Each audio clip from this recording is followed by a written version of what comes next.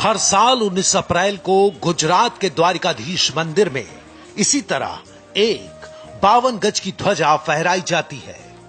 मुराद मांगी जाती है द्वारिका से 175 किलोमीटर दूर चोरवाड़ गांव के एक शख्स के लिए, जो भारत से बाहर यमन में जन्मे थे, पर उनकी मेहनत का पसीना जामनगर में सोना उगल रहा है। उनकी कंपनियों की कुल लागत अब 1,17,000 करोड़ रुपए है। वो देश के सबसे रईस बिजनेसमैन हैं, दुनिया के 22वें सबसे अमीर व्यापारी हैं और एशिया के दूसरे सबसे अमीर कारोबारी हैं। वो कोई और नहीं बल्कि मुकेश धीरूभाई अंबानी है।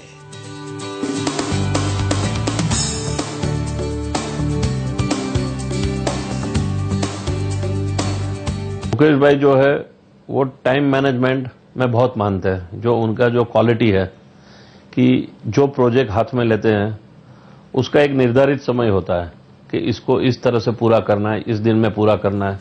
गुजरात के मोद व्यापारिक समुदाय से ताल्लुक रखने वाले मुकेश अंबानी के पिता धीरूभाई एक छोटे से गुजराती गांव चोरवाड़ से मुंबई आए थे, पर आज मुकेश अंबानी के पास मुंबई में दुनिया का सबसे महंगा घर है, 10,500 करोड़ रुपए का घर। ऐसा घर जिसे चलाने के लिए एंटीला प्राइवेट लिमिटेड नाम की एक कंपनी है। 27 मंजिला इस घर में दुनिया की हर चीज है जो बड़े बड़ों को नसीब नहीं होती, पर मुकेश अंबानी ने इसे भी होम बनाया है, हाउस नहीं। सब रिलेटिव को मिलते हैं और बात करते हैं। यमन में धीरूभाई एक पेट्रोल पंप में नौकरी करते थे। 19 अप्रैल 1957 में जब मुकेश का जन्म हुआ तो पिता मुंबई आए। मुकेश के जन्म के साथ ही भारत के सबसे बड़े कारोबारी घराने की नींव पड़ी।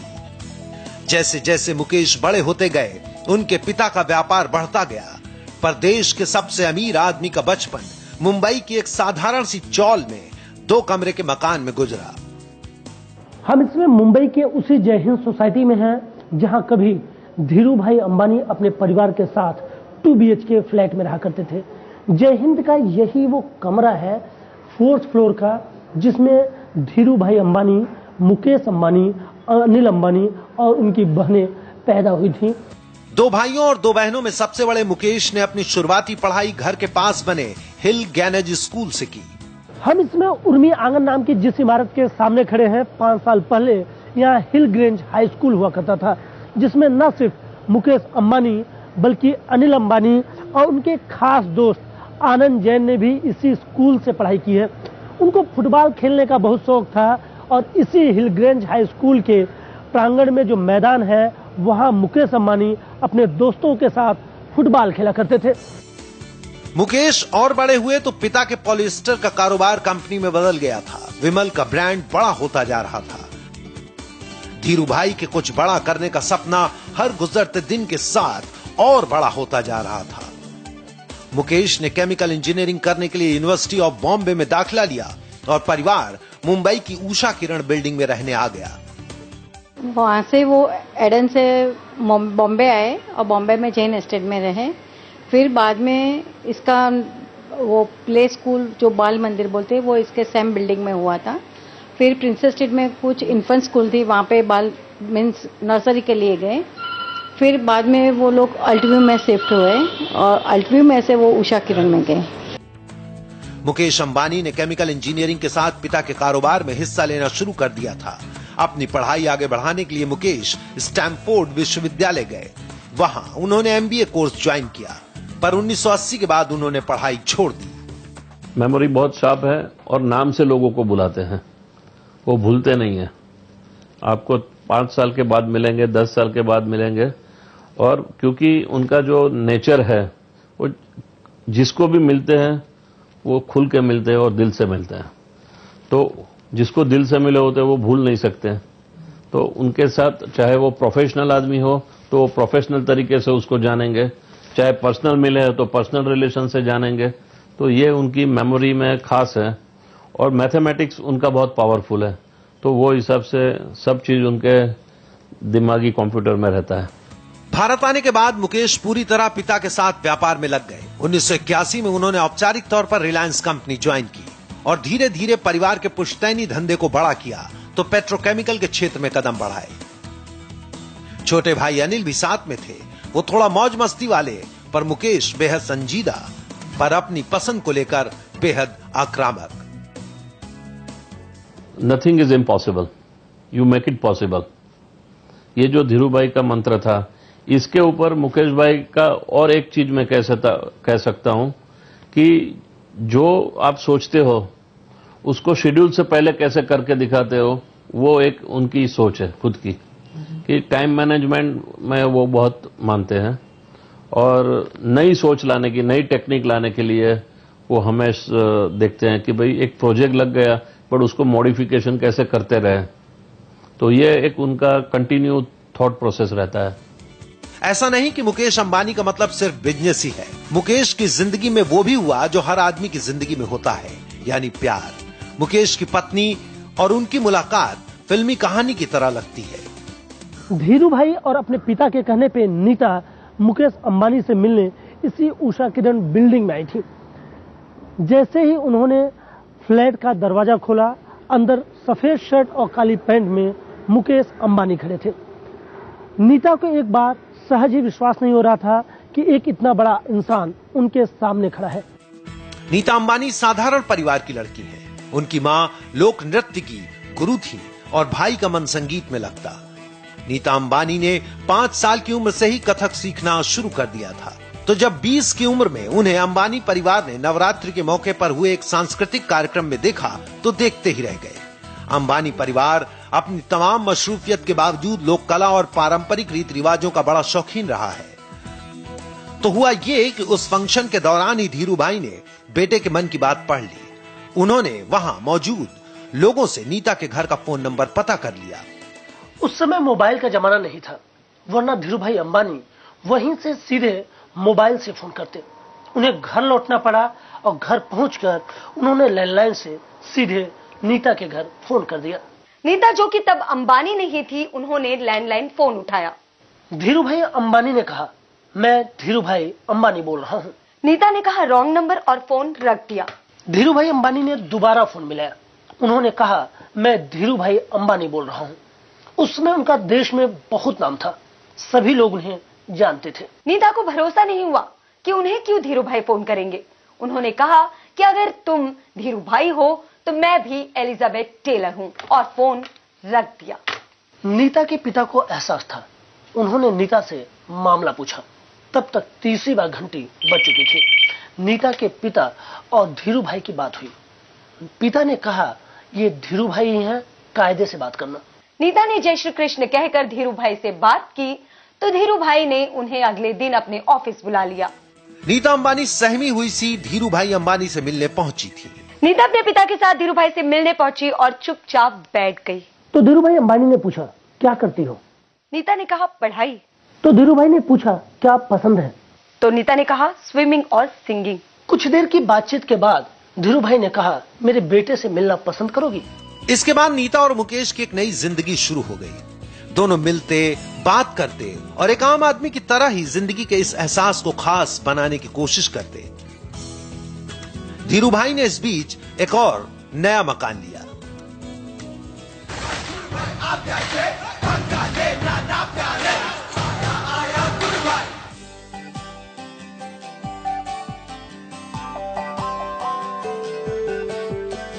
मुकेश अंबानी जहां एक तरफ अपने परिवार के बिजनेस को हर रोज आगे बढ़ा रहे थे,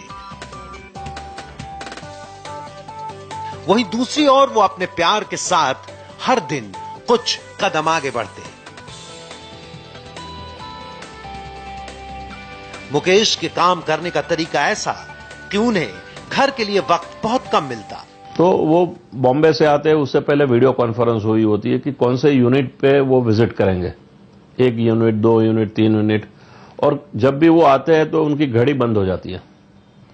he will not look at it the watch, कितने बजे वो कभी परवाह नहीं करते हैं। वक्त की कमी के बावजूद मुकेश ने नीता पर भरोसा पुख्ता कर लिया था। एक दिन शाम को जब नीता और मुकेश मुंबई में घूम रहे थे अपनी कार में, तो मुकेश ने रेड लाइट से आगे गाड़ी बढ़ाने से इनकार कर दिया। मुंबई के इसी पेडर रोड पे मुकेश अंबानी और नीता अपनी कार में सवार थे। आज की तरह उस दिन भी यहाँ पर सिग्नल रेड हुआ। मुकेश की गाड़ी रुकी।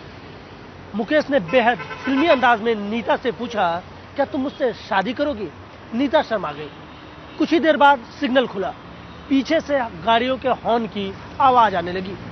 मुकेश ने नीता से जिद की, जब तक तुम जवाब नहीं दोगी ये गाड़ी आगे नहीं बढ़ेगी। नीता ने कहा, आई विल। 1984 में दोनों शादी के बंधन में बंध गए। शादी के कुछ सालों के भीतर ही नीता और मुकेश के 3 बच्चे हुए, 2 बेटे और 1 बेटी। बेटे आकाश और अनंत, बेटी का नाम ईशा। धीरू भाई अंबानी परिवार के सुख में व्यस्त हो गए और मुकेश व्यापार में। उन्होंने पेट्रोकेमिकल के बाद टेलीकम्युनिकेशन और रिटेल सेक्टर में अपनी कंपनी को आगे बढ़ाया। कोई भी साइड पे मुकेश अंबानी का आपको बोर्ड नजर नहीं आएगा, न कोई उनका खुद का कैबिन होता है। वो जहां जाते हैं, जिसके लिए जाते हैं, वो काम पे वहां पे वो बैठ के काम करते हैं। बोर्ड मीटिंग होती है तो बोर्ड रूम में जाते हैं, वरना जो प्रोजेक्ट पे जाते हैं आपको ऐसा कोई चेयरमैन नहीं मिलेगा कि जिसकी हर प्रोजेक्ट में कैबिन लगी होती है, उनका स्टाफ होता है। मुकेश अंबानी एक ऐसे चेयरमैन हैं। ही बिलीव्स कि जहां पे काम है वहां बैठना है। तो जब प्रोजेक्ट स्टेज होता है तो रात को 1 बजे से लेके 2 बजे 3 बजे वो कभी फिक्र नहीं करते कि घड़ी की पाबंदी उनको छूती नहीं है। तो सबसे बड़ा यह है कि उन्होंने सोचा हुआ काम जिस दिन खत्म नहीं होता है तब तक वो सोते नहीं है।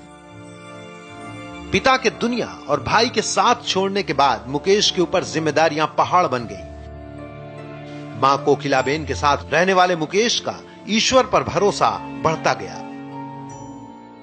श्री नाथ द्वारा जी द्वारकाधीश और तिरुपति में काफी बिलीव करते हैं और मैं मानता हूं कि हर महीने वो पब्लिसिटी से दूर रहते हैं, बट बहुत ही रिलीजियस है।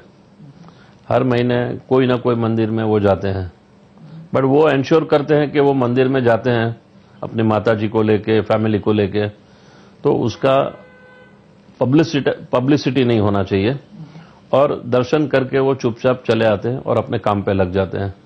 वो मानते हैं कि जो भी कुछ हो रहा है उसके पीछे भगवान की शक्ति चल रही है। तो he is a very deep religious person. भगवान पर भरोसा तो उनकी अपनी आस्था है, जिसे उन्होंने परिवार पर कभी नहीं लगा। परिवार के साथ हमेशा घूमने फिरने के लिए वक्त निकाला।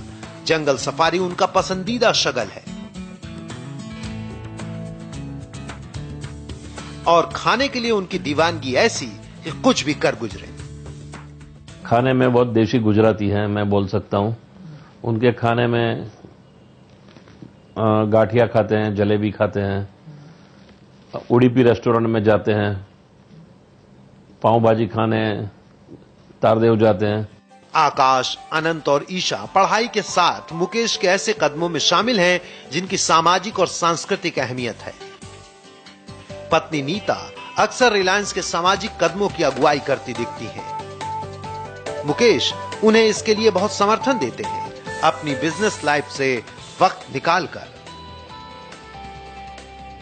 उनका एक चेकलिस्ट होता है कि आज क्या फॉलोअप करना है, क्या रिव्यू करना है। एवरी मंडे वो एक रिव्यू करते हैं, दूसरे दिन दूसरा रिव्यू करते हैं। तो सुबह से वो जब उठते हैं घर में, तब से वो फोन कॉल्स उनके चालू हो जाते हैं रिमाइंडर के लिए, वर्क के, पेंडिंग वर्क के लिए। तो हम लोग को भी मॉर्निंग में फोन आ जाता है। जैसे धीरू भाई के टाइम पे 9 बजे फोन आ जाता था कि भाई इसका क्या हुआ, ये काम का क्या हुआ। ऐसे मुकेश भाई भी अपने मेमोरी में वो रखते हैं कि भाई इस किसको क्या काम दिया हुआ है, कहां पे पेंडिंग है। तो उसका वो फॉलोअप जानते हैं कि मैंने लास्ट मंडे को क्या रिप्लाई किया था और चौथे मंडे में मैं कहां खड़ा हूं। मुकेश आज भी हर सुबह अपनी मां के पैर छूते हैं। कहीं आने जाने से पहले मां कोकिलाबेन से आशीर्वाद लेकर ही आते जाते हैं। और धीरू भाई अंबानी के पूरे कुनबे को उन्होंने जोड़ कर रखा हुआ है, वो चाहे बहनें हो, मौसी हो या फिर और दूसरे रिश्तेदार। कुछ दिन पहले ही उन्होंने अपनी भांजी की शादी मुंबई से की। इस सब के बीच वो अपने निजी शौक छूटने नहीं देते। फुटबॉल और क्रिकेट को बहुत लव करते हैं, और सबसे ज्यादा कोई भी वेकेशन लेते हैं तो वो वाइल्ड लाइफ को बिलीव करते हैं। ऐसा कोई फॉरेस्ट नहीं होगा जो मुकेश भाई ने नहीं देखा है। तो जंगलों में घूमना, वाइल्ड लाइफ को देखना, उसको वो काफी बिलीव करते हैं। और दूसरा उनका जो शौक है वो हिंदी पिक्चरें देखना। हाँ, और हिंदी पिक्चरें जो भी उनकी नई बनने वाली होती है उससे पहले उनको देखने का मौका भी मिल जाता है कई बार, और घर में वो पिक्चर अपने थिएटर में देखते हैं।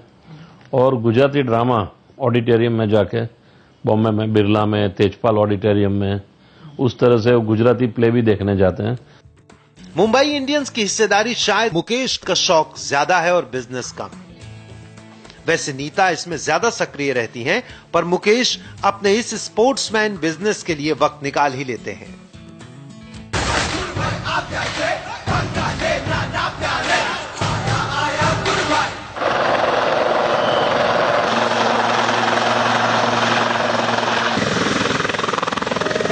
चोरवाड़ से निकला मामूली सा परिवार अब जब चोरवाड़ जाता है तो पूरा कस्बा उनके लिए थम जाता है।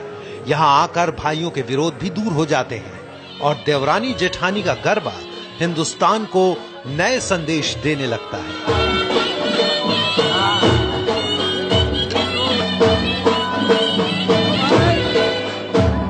दुनिया के लिए मुकेश और अनिल भले ही कामयाब बिजनेसमैन हैं, पर चोरवाड़ वालों के लिए घर के बेटे। मुकेश ने इस भावना का ख्याल हमेशा रखा है कि તમે અમારા દુઃખમાં ભાગ લીધો, એ બાબતનો પત્ર પણ અહીંયા મેં મઢાવેલ છે। मुकेश चोरवाड़ को एक प्रेरणा स्थल की तरह विकसित करना चाहते हैं। यहाँ के पुराने लोगों के संपर्क में वो हमेशा रहते हैं। कस्बे में धीरू भाई अंबानी का एक स्मारक संग्रहालय उन्होंने बनवाया है। मुकेश धीरू भाई अंबानी की तरह ही अपनी जड़ों को हमेशा सींचते हैं, ताकि कोई कह न सके कि इतने बड़े आदमी की पैदाइश का घर कितने बुरे हाल में है। नगर पालिका बिल्डिंग में हमने धीरू भाई ने हमको जब जी रहा था तब हमारे लिए दान की रैली आ रही थी, इसीलिए हम इस गांव ने सोचा कि इस गांव में कुछ धीरू भाई की यादगिरी है, इसीलिए कुछ करना चाहिए। अंबानी परिवार की ये चाहत महज चोरवाड़ तक सीमित नहीं है, बल्कि मुकेश ने यही भावना अपनी कंपनी के लिए बनाई है। वो परिवार की तरह इतने बड़े कॉरपोरेट को चलाते हैं। रिलायंस के करोड़ों शेयर धारकों के लिए मुकेश के जन्मदिन पर एक खास खबर है। अल्टीमेट ड्रीम उनका 4G है, अभी जो आने वाला है। उनका बहुत ही बड़ा ड्रीम है कि पूरे कंट्री में और वर्ल्ड को करके दिखाना है कि भारत, और भारत में रिलायंस। वैसे मुकेश ने हाल में ही अपने भाई अनिल के साथ एक बड़ा व्यापारिक समझौता कर लंबे समय से चले आ रहे विरोध को कम करने के संकेत दिए हैं, पर अब रिलायंस से जुड़े लोगों को उनसे यही उम्मीद है कि चोरवाड़ में परिवार का गरबा हर साल हो और द्वारिकाधीश में मुरादों की पताका यूं ही फहराती रहे।